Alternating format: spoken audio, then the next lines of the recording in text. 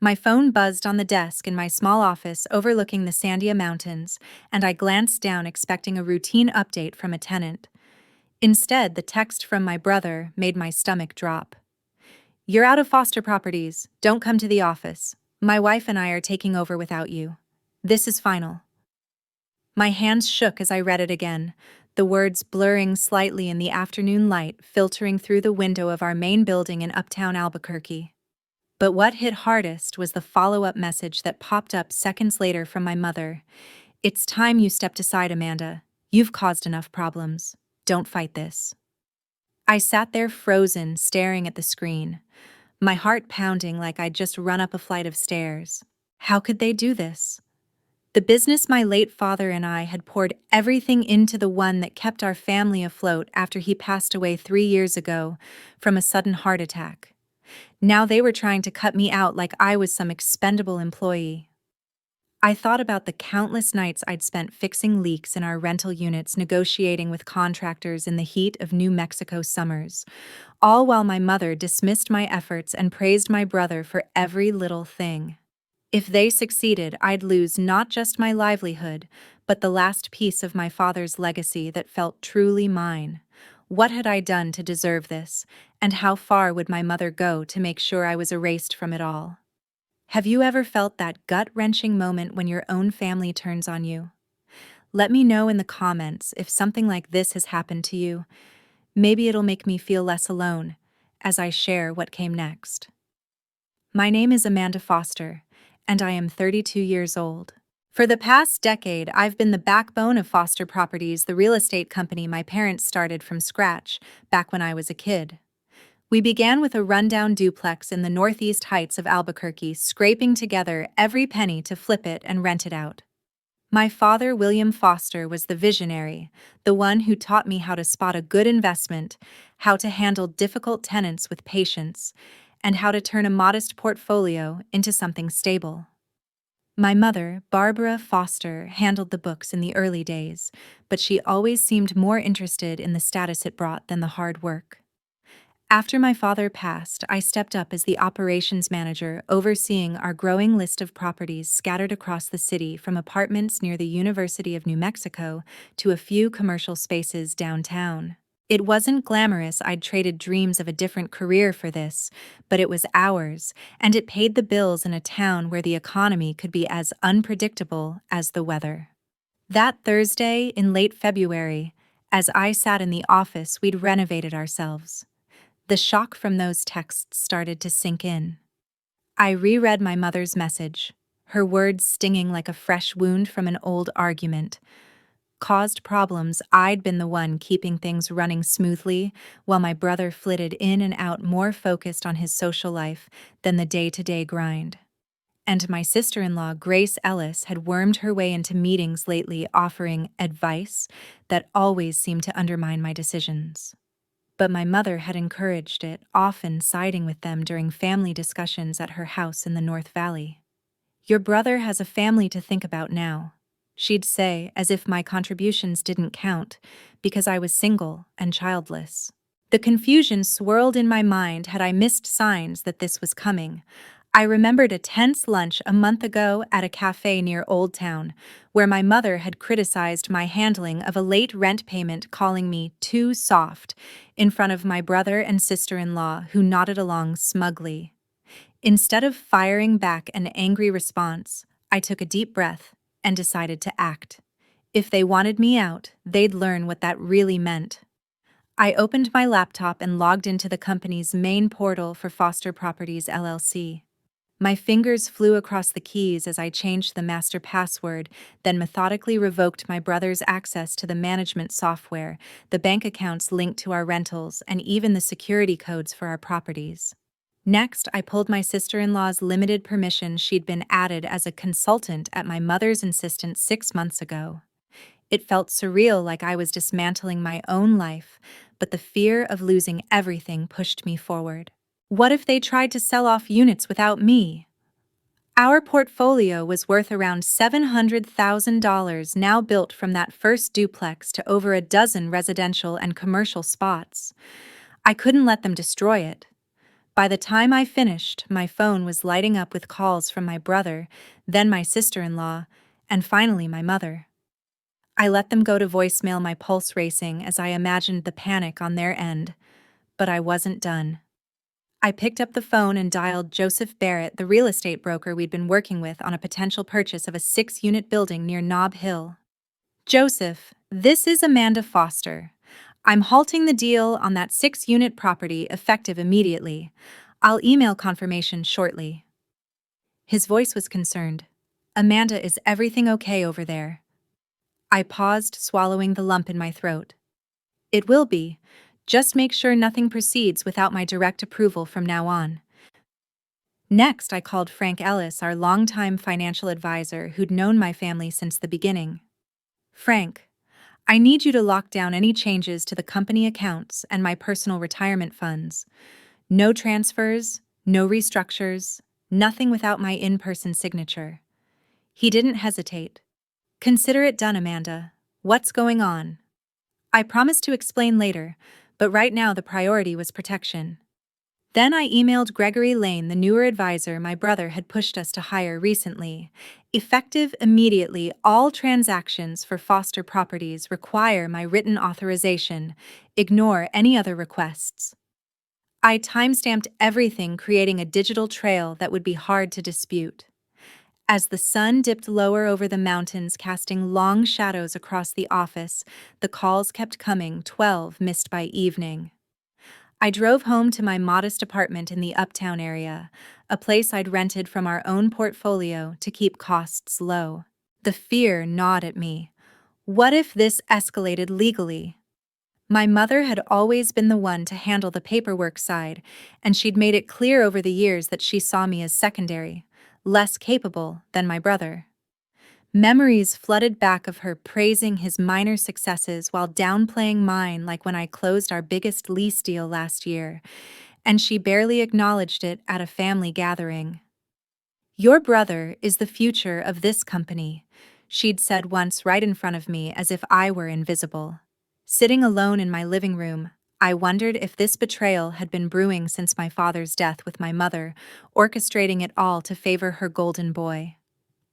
The next morning, I woke to my phone vibrating incessantly, 38 missed calls overnight, 20 from my brother, 10 from my sister-in-law, and 8 from my mother. Voicemails piled up, but I didn't listen yet. Instead, I called Peter Sutton, the attorney who'd helped set up the LLC after my father passed. Peter, it's Amanda.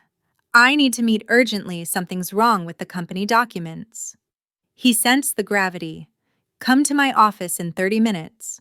I arrived at his downtown Albuquerque firm by 8:45, clutching my laptop. He spread out papers on his desk, amendments to the operating agreement, adding my sister-in-law as a managing member with full authority. I never signed these, I said, my voice steady despite the rising panic. Peter nodded. That's not your signature, the slant on the A is off. Dated 2 weeks earlier, it was clear forgery. This was premeditated, he added. We conference called Frank, who revealed my brother and sister-in-law had approached him 3 months ago, claiming I was overwhelmed and making errors due to stress from my father's death. They'd asked to shift assets their way, but Frank refused, insisting on my involvement. The shock deepened, my own brother spreading lies about my competence. But then Peter dialed Gregory, who admitted they'd told him I'd approved my sister-in-law's addition. I approved nothing, I snapped. By midday, the pieces fit. 3 months of planning, whispers about my supposed instability, all while I managed the daily operations without complaint. The fear turned tangible. What if tenants heard these rumors? Our reputation in Albuquerque's tight-knit real estate community was everything. I drove to meet Thomas Reed, a colleague from the local property association, at a coffee shop in Nob Hill. So you're stepping back for health reasons? He asked casually. My blood ran cold. What? Who said that? It had circulated at a recent meeting, lies about my declining focus, positioning my brother as the natural successor. That's not true, I told him firmly. My brother and sister-in-law are trying to force me out with my mother's backing. Back at my apartment, I rifled through a home filing cabinet where family documents were kept. There, drafts of those amendments in my brother's handwriting dated months back. He'd used the key I'd given him during my father's illness, betraying my trust under my own roof. A text from my cousin Victoria Lee buzzed in. "You need to see what my sister-in-law is posting online about you." I called, her heart sinking. "She's calling you controlling and abusive, saying she's breaking free from family toxicity." Screenshots showed posts on social media painting me as the villain to our shared contacts. The confusion from yesterday morphed into raw shock. My mother had liked several of those posts, amplifying the smear. As evening fell, another call came from Eric Hansen, the assistant property manager I'd hired 2 years ago. "Amanda, I think you should know my sister-in-law has been overriding decisions at the office, and my brother just goes along. It's been like this since last fall." He described her micromanaging tenants, prioritizing properties that benefited them personally. The fear intensified. If they gained control, they'd run it into the ground or sell off assets for quick cash. I thanked Eric and hung up, pacing my small living room.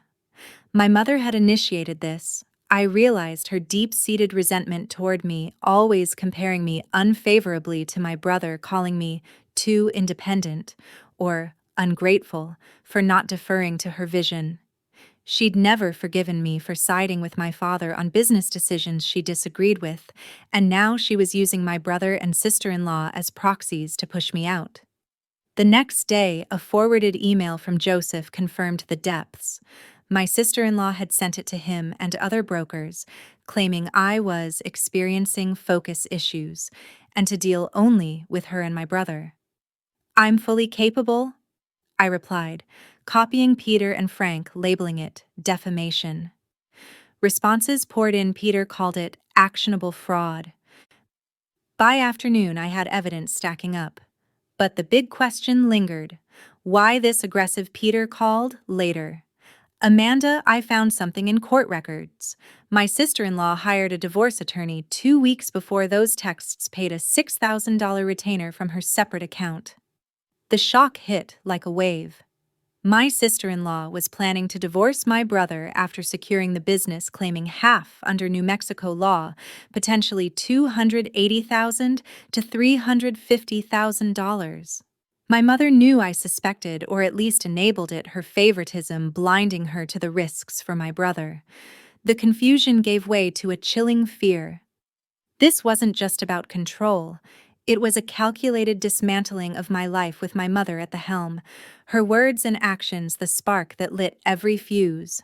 That weekend, as I sat in my apartment staring out at the twinkling lights of Albuquerque sprawling toward the Rio Grande, the pressure mounted. My mother called relentlessly, leaving voicemails that started with her signature mix of guilt and accusation.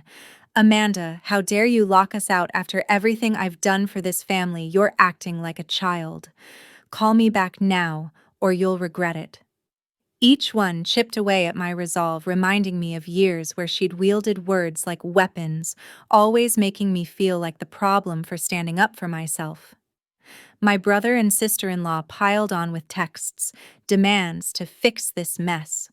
But it was my mother's involvement that stung deepest, her voice echoing the same contempt she'd shown since I was a teenager, favoring my brother because he listened while I argued. I ignored them all, focusing instead on gathering more ammunition with Peter's help. We dug deeper into the records, uncovering emails where my mother had instructed my brother on how to approach advisors. Her messages laced with disdain for my role. "Amanda's too stubborn to see the big picture. We need to protect the business from her mistakes." It was clear she'd been the architect pushing my brother to forge those documents, while my sister-in-law handled the public smears. The betrayal deepened when Victoria forwarded more screenshots, my mother sharing my sister-in-law's posts with extended family, adding comments like, "Finally, someone standing up to Amanda's control."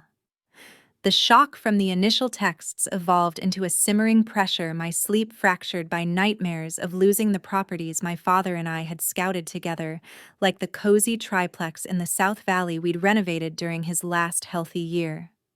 Monday brought escalation in waves. At the office, a converted space in a strip mall near Uptown, I found the locks changed courtesy of a note from my brother.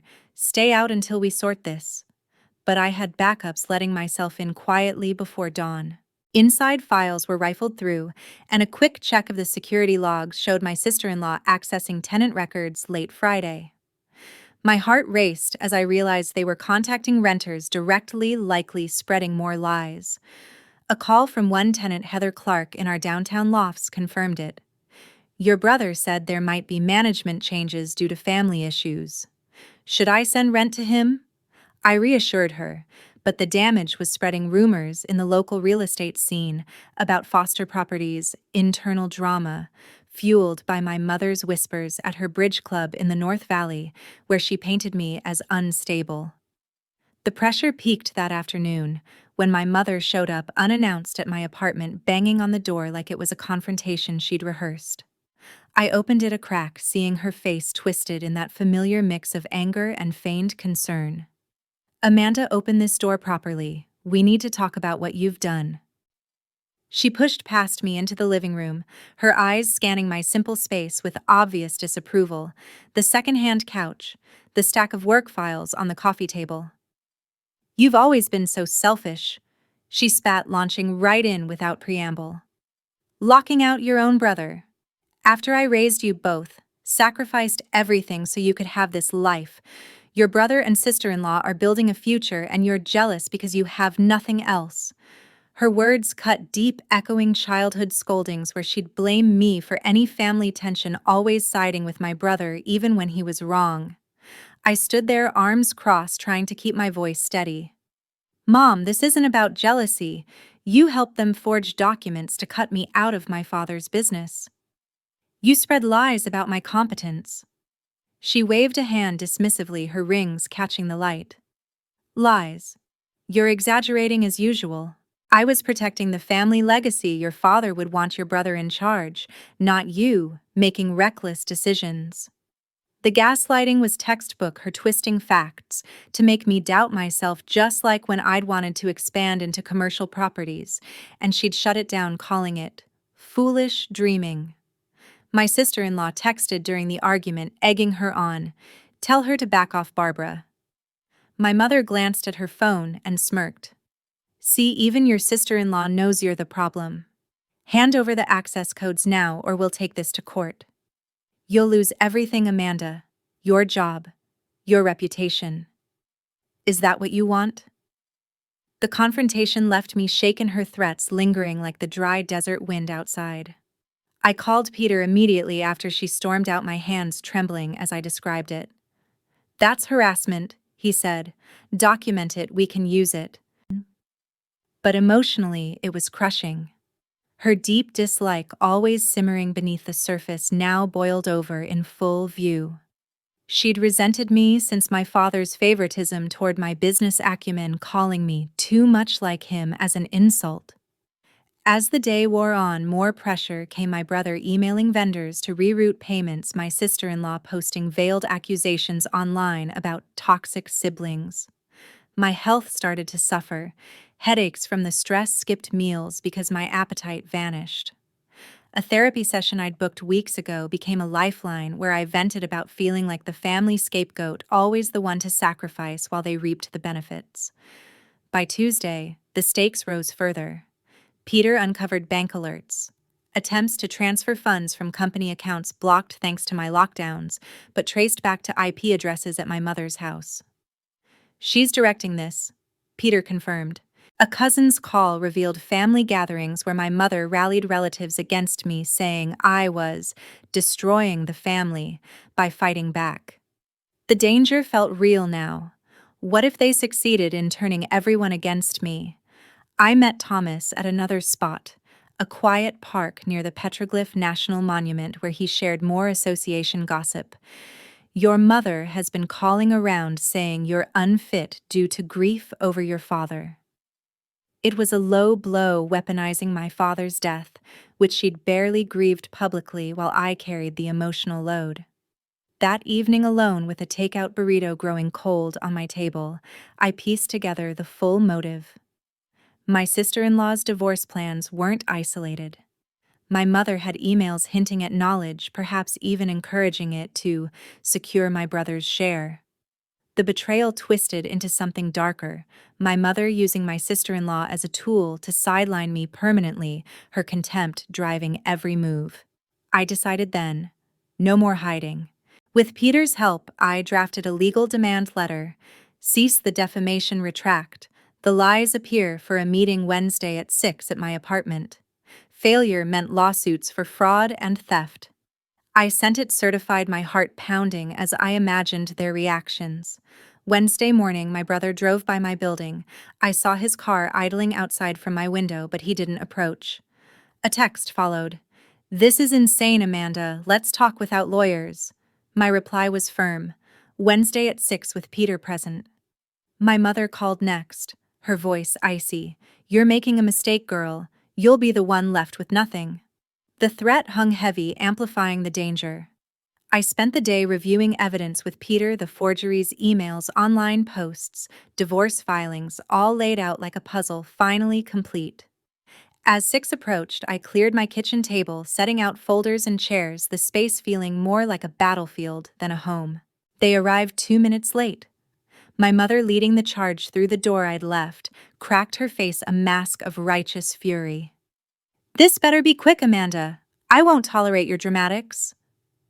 My brother and sister-in-law followed him, looking haggard, her poised in a sharp blazer like this was a negotiation she'd win. Peter sat beside me, notepad ready. As they took seats across the table, the air thick with tension, I opened the first folder, ready to unleash the truth. But before I could speak, my mother leaned forward, eyes narrowing.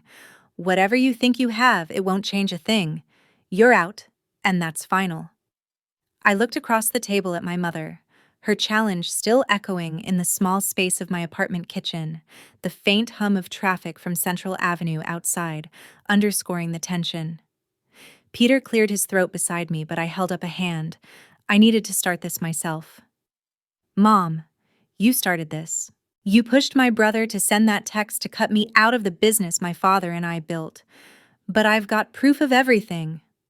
I slid the first document forward, the forged LLC amendment adding my sister-in-law as a manager. "This was filed 2 weeks ago.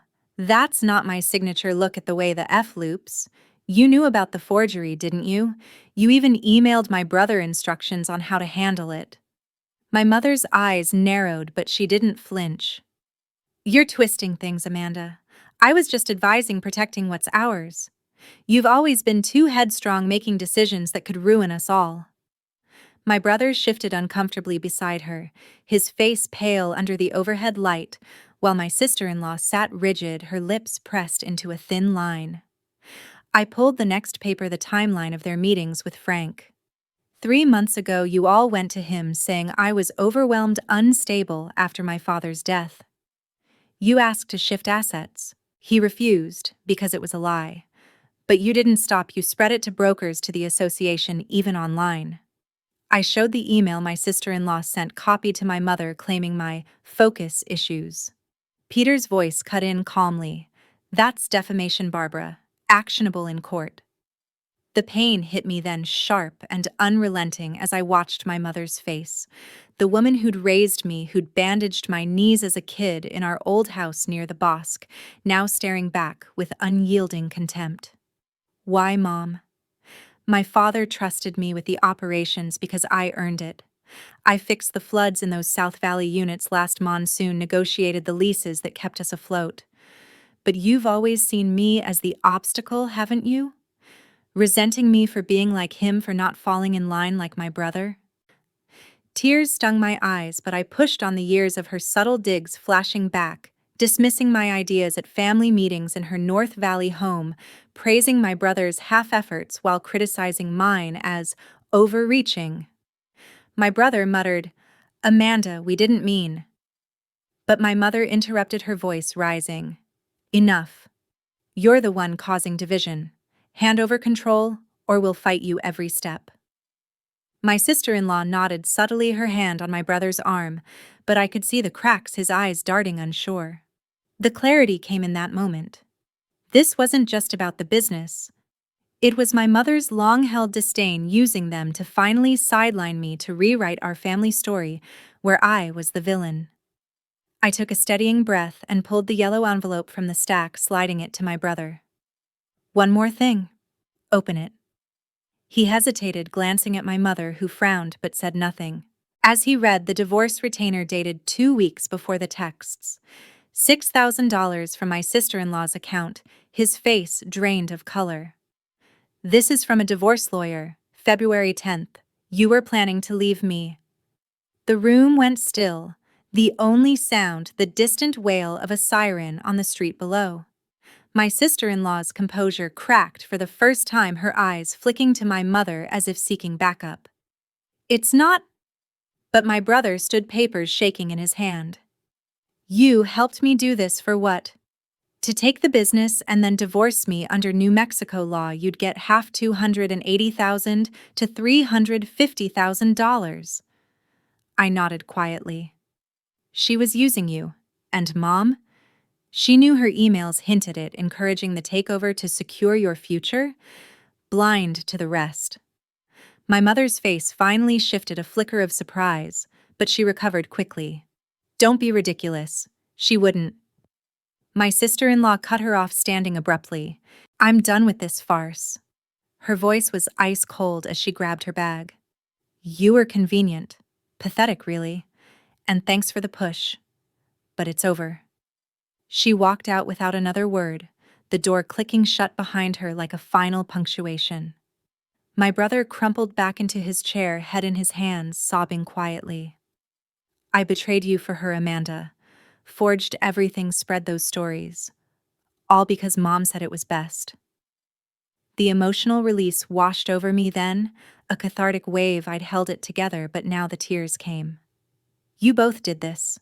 Mom, you started every attack, from that first text to the smears. You've hated me for years, ashamed I didn't fit your mold. She leaned forward, voice low and venomous. You were always the difficult one.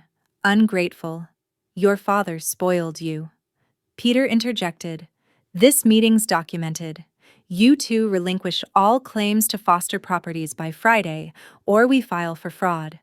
That includes you as enabler. The confrontation ended there, my mother storming out after my brother signed a preliminary waiver, muttering threats of family fallout.